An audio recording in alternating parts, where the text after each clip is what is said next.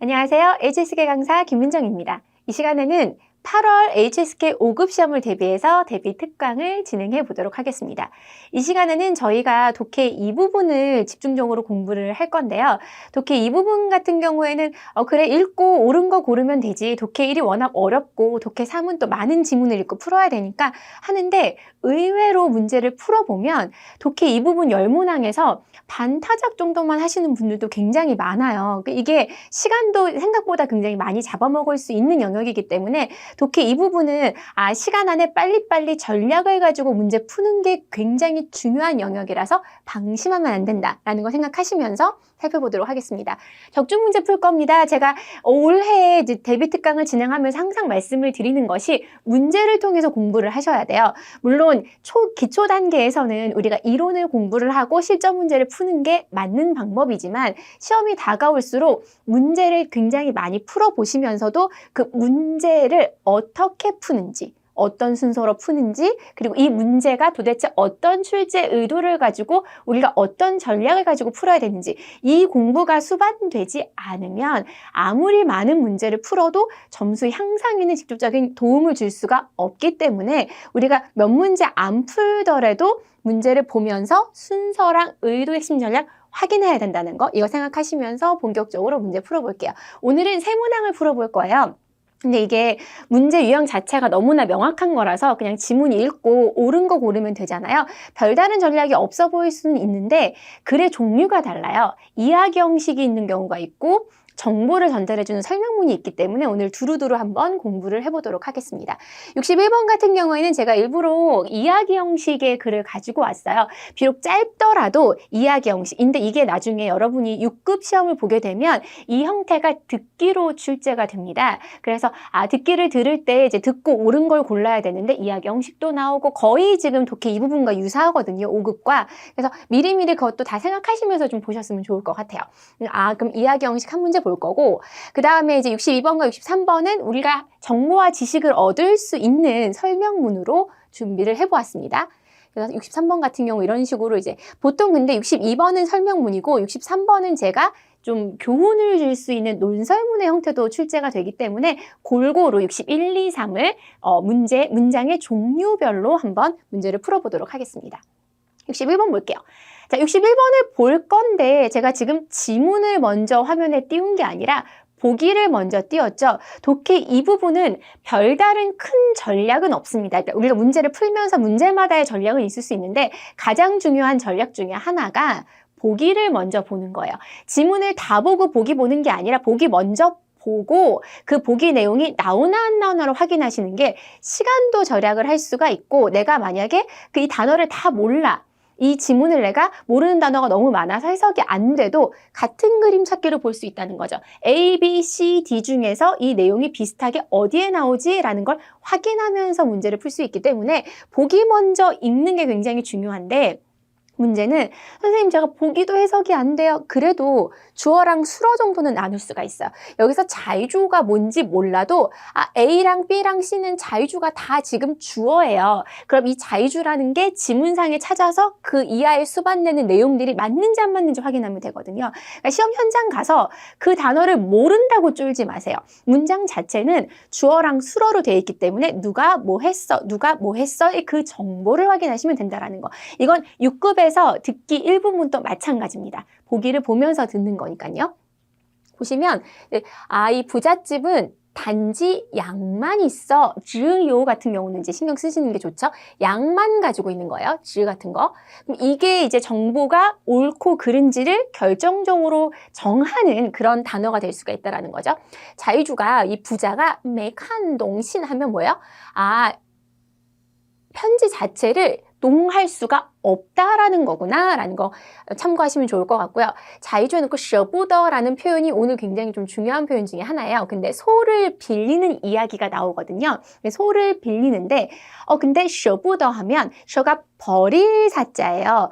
버릴 사자인데 차마 버릴 수가 없는 거예요. 그러니까 아쉬워하다라는 거. 이게 삼국연의에 보면 그 계륵이라는 표현이 나오거든요. 그때 나오는 표현이 舍不得가 차마 버릴 수가 없다, 아쉬워하다. 舍不得는 반드시 기억해야 될 표현이에요. 빌려주기 싫은 거예요. 내가 이 소를 차마 빌려주기가 너무 아까워, 아쉬워라는 표현이라는 거. 그 다음에 주어가 이제 그런으로 바뀝니다. 그래서 손님은 안 돼요. 자유주가 글을 못 읽는 걸 안 돼요. 확률적으로 여러분 보셨을 때 주어가 A, B, C가 주어가 같고 D만 다르죠? 그러면 A, B, C 중에서 답이 나올 가능성이 조금은 더 높아져요. 좀 더 머리를 써서 답을 골라라라는 취지일 수 있기 때문에. 자, 그래서 주어랑 수어랑 핵심 키워드를 자유주는 일단 등장을 하고 양에 대한 얘기, 편지를 읽네 못 읽네, 글자를 읽네 못 읽네 내용이 지금 두 가지가 나왔어요. 그러니까 자 보세요. 보기 약간의 꼼수이긴 한데 보기에서 A, B, C, D 중에서 자유주가 벌써 3번이나 등장을 했고 그 다음에 글자를 읽네, 편지를 알아보내만에 하는 그런 정보들에 대해서도 2번이나 언급이 됐으면 이 교집합을 찾는 것도 사실 도움이 될 수 있으나 그거는 우리가 내용을 보면서 좀 더 자세하게 확인을 해보도록 할게요. 쭉 있어요. 있으면서 하나씩 이제 확인을 하시면 돼요. 어떤 사람이 자유주가 나오죠. 이건 확인해야죠. 왜냐하면 보기에서 봤기 때문에 소를 빌리려고 해요. 소를 빌리려는 내용이 쭉 나와요. 그럼 이 사람은 일단 소를 갖고 있기 때문에 양만 갖고 있는 건 아니겠죠? 그래서 그것도 이제 배제하면서 갈 수 있고요. 제가 이건 또 보기 보면 자세하게 설명을 드리겠지만 지시 부분이 나와요. 사실은 말이야, 알고 보니까 그러나 이렇게 전환 관계에 있는 단어들이 나올 때 중요한 정보가 나올 수 있다는 거예요. 일단 잘못된 정보를 소거하면서 가볼게요. 내가 지금 소를 빌리려고 한다는 건 양만 갖고 있는 게 아니라 이 사람 무조건 소도 갖고 있어요. 그렇기 때문에 이건 잘못된 정보라는 거죠. 그 다음에 그러나 해놓고 쭉 읽다 보면 쭉 읽다 보면 무슨 얘기가 나오냐면 자유주가 글자를 못 읽어요.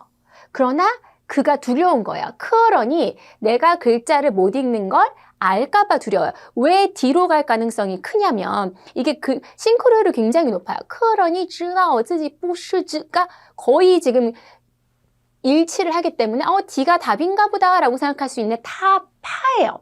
두려워요. 그러니까 이 사람이 이걸 알까봐 두려운 건 아직 모르는 거죠. 모르겠으면 좋겠다고 생각을 하는 거기 때문에 절대 함정에 빠지시면 안 된다는 거. 파 정도는 알 수 있잖아요. 두려워. 내가 글자를 못 읽는 걸 들킬까봐 두려워라는 이야기를 하고 있는 거예요. 그렇다면 이 사람은 글자를 못 읽어요. 그러면 편지를 읽을 수가 없는 상황인 거죠. 편지를 이제 소를 빌려달라고 해서 편지를 보냈는데 그 편지를 손님 있는 앞에서 읽기 싫었다라는 내용이 나와요. 근데 제가 일부러 이 지문을 다 안 읽는 이유는 진짜 시험 현장에서는 보기만 가지고 빨리빨리 해서 답을 체크하고 가야 되거든요. 가장 중요한 건 지금 이 내용이었던 거. 이 내용이 지금 但是, 其实 뒤에 등장을 하죠. 부자가 글자를 못 읽어요. 편지를 못 읽는 거죠. 여러분이 그래서 싱크로율이 높다고 해서 손님은 이 사람이 주인이 글을 못 읽는 걸 알아라고 답을 고르시면 안 되고 그걸 두려워하기 때문에 숨기려고 했어요. 결과적으로 이 사람은 글자를 못 읽어요. 편지를 보내도 읽을 수 없다. 난이도가 비교적 높을 수 있어요. 왜냐하면 그 이야기 형식은 그래도 어느 정도는 어려운 단어가 없기 때문에 읽혀지거든요. 그럼 이런 식으로 유사 표현으로 어렵게 문제를 꼬을 수 있기 때문에 그 점 기억하시면서 문장 보셨으면 좋겠습니다. 62번 볼게요. 똑같이 보기 먼저 나눠서 갈게요. 要掌握谈判的技巧 하면 협상의 테크닉을 장악해야 된다. 단판이 나왔어요. 여기 또 단판이 나오네요. 네, 상하이 彼此感情 하면 서로 간의 감정을 상하게 할 수도 있다. 약간 부정적인 부분이 나오는 거죠. 주어가 바뀌어요. 说服对方이 주어죠. 상대방을 설득시켜야만이 단판 더 관键. 단판이 계속 나오는 거 보니까 근데 여기서의 주어는 상대방을 설득시키는 얘기가 나오는지 주어에 수반하는 뒤에 내용이 서로 일치하는지를 확인하셔야 돼요. 그쵸? 不同意见이요. 서로 다른 의견은 그 협상 결과에 도움이 된다. 유익이 된다는 거죠. 유익하다잖아요. 어디에 도움이 된다. 그럼 여기서 보기만 봐도 단판은 나올 것 같아요. 내용 자체가. 그러면 단판에 대해서 이게 테크닉 얘기를 하는 건지 감정 상하게 하는 얘기를 하는 건지 상대를 설득시키는 얘기를 하는 건지 아니면 서로 다른 의견에 대한 얘기를 하는 건지를 보시는 게 좋을 것 같습니다. 그러면 단판은 예상된 거죠. 충돌이 일어날 수 있고요. 많은 사람들이 서로 생각을 해요. 차이가 이렇게 但事实上 아까 말씀드렸죠. 첫 번째 문제에서도 其实 딴 다음에 중요한 정보가 나온다고 말씀을 드렸어요. 마찬가지예요. 但事实上 그러나 사실상 해놓고 여기서 중요한 정보가 나오네요. 双方的这些差异 양측의 이러한 차이는 좋은 면도 갖고 있어. 그럼 여기가 지금 서론을 얘기하면서 딴 시장의 중요한 얘기 중에서 긍정적인 부분들을 계속 얘기하고 있는 거예요. 이런 차이는 자극을 해서 이상적인 생각을 만들어낼 수도 있고 다른 판의 결과를 사람이 만족하는 정도로도 도출을 해낼 수 있다라는 긍정적인 측면을 이야기를 해주고 있어요. 그럼 지금 하나를 통해서 이렇게 얘기를 하면 좀 좋은 일면을 얘기해주고 있어서 그 앞부분에서도 감정에 대한 얘기는 등장을 하지 않고 있죠. 그럼 이제 这些 차이라는 부분 자체가 의견이 다르다는 거예요. 양측의 의견, 유사 표현으로 바꾼 거죠. 근데 이게 어떻게 돼요? 더 좋은 결과를 도출할 수 있게끔 도움을 준다. 진짜 답이 되는 문장은요. 조금씩 유사 표현으로 바꾸죠. 아예 똑같이 실는 게 아니라 이게 4급이 아니라 5급이잖아요. 난이도가 높아졌기 때문에 여러분들이 해석할 수 있는 범위 내에서 유사 표현으로 바꾼다는 거죠. 두 양측의 의견 차이를 不同意见이라는 표현으로 바꾸어 주었고 그 다음에 만족스러운 결과로 도달한다는 것을 有益于 어디에 도움을 준다라는 표현으로 바꿨다라는 거 기억하시면 좋을 것 같습니다. 자, 마지막 문제 보실 거예요. 똑같아요. 똑같이 기계적으로 푸셔야 돼요. 어떻게 A, B, C, D를 주어 수로로 나눕니다. 근데 얘도 보시면 제가 61번에서 설명을 드렸다시피 4개의 보기 중에서 3개가 슈바이가 지금 겹쳐요. 그럼 슈바이에 대한 얘기일 가능성이 굉장히 크겠다. 근데 시제 주에딩 정바이는 좀 공부해 두시면 좋을 것 같아요. 디테일이 성패를 좌우한다라는 표현은 굉장히 많이 나오는 그런 교훈적인 문장이에요. 자, 실패는未必 중요한 표현 나오네. 꼭 그런 건 아니다. 성공의 어머니인 것은 아니다. 우리를 자신감을 잃게 만든다. 우리로 하여금 자신의 부족함을 보게 한다. 그럼 실패에 대해서 이 3가지 정보 중에 어떤 게 맞는지 확인하는 게 좋을 것 같아요. 자, 그럼 보시면 인생의 여정 중에서 많은 일들이 어쩌고 실패 나오네요. 그러나 자, 실패를 겪었을 때 우리는 적극적인 태도를 해야 되고 실패는 우리를 일깨워 준대요. 자신이 이미 알지 못하거나 배움이 필요한 것들을 배우게 해준대요. 긍정적인 측면에 대한 이야기를 하고 있죠. 디테일에 대한 얘기는 아예 안 하고 있어요. 이게 무슨 얘기예요? 그러면 실패는 우리로 하여금 내가 모르거나 배워야 될 것 같은 게 뭔지를 나를 일깨워 준대요. 그럼 나의 부족함을 내가 모르거나 앞으로 배워야 된다라는 건 즉 뭐예요? 나의 부족함을 유사 표현으로 바꾸어 준 거죠. 여러분이 참고하셔야 될 게 유사 표현이 어렵지가 않잖아요. 여기에 전문적인 그런 용어가 들어가 있는 것도 아니고 보통 이제 회화체적인 표현인 거죠. 이해하지 못했거나 공부가 필요한 게 자신의 부족이라고 말을 바꾼다는 거. 오늘 제가 풀어본 3문제 모두 다 유사 표현이 되어 있는 문제예요. 그러니까 10문제 중에서 거의 다 이제는 요즘엔 난이도가 높아졌기 때문에 똑같은 표현 그대로 나와 있는 걸 답으로 고르는 문제는 5문제 미만입니다, 여러분. 그래서 우리가 5개 이상, 막 7개, 8개, 10문제 중에서 한두 개 실수하지 않고 거의 다 맞추려면 이 유사 표현에 대한 공부를 하시는 게 굉장히 필요하다. 다고 볼 수가 있는 거죠.